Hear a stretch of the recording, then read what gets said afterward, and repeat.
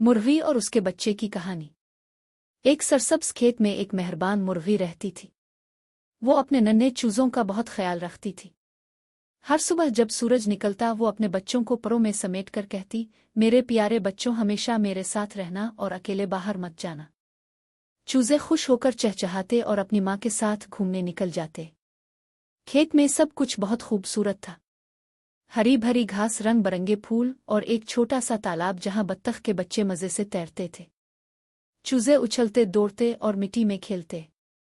उनकी माँ हमेशा उन पर नजर रखती ताकि कोई उन्हें नुकसान न पहुंचा सके।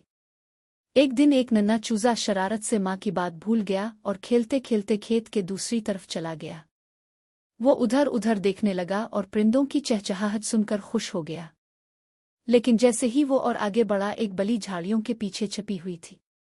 बली की नजरें चूजे पर जिम गईं और वो आहिस्ता आहिस्ता आगे बढ़ने लगी। चूजा खुशी से उछल रहा था कि अचानक इसने खतरा महसूस किया। जैसे ही बली ने छलांग लगाने की कोशिश की, चूजे ने डर के मारे जोर से चहचहाना शुरू कर दिया। बचाओ!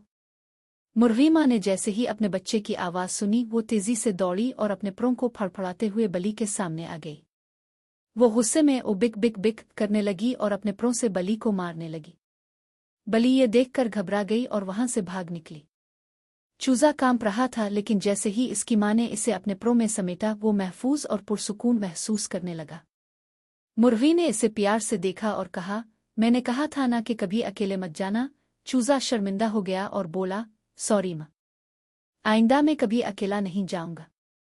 इस दिन के बाद चूजा हमेशा अपनी माँ के साथ रहता और सब चूजे खुशी खुशी खेत में खेलते, दौड़ते और अपनी माँ के साथ मजे करते, क्योंकि वो जानते थे कि माँ की मोहब्बत और हिफाजत से बढ़कर कुछ नहीं होता। सबक: हमेशा बड़ों की बात माननी चाहिए।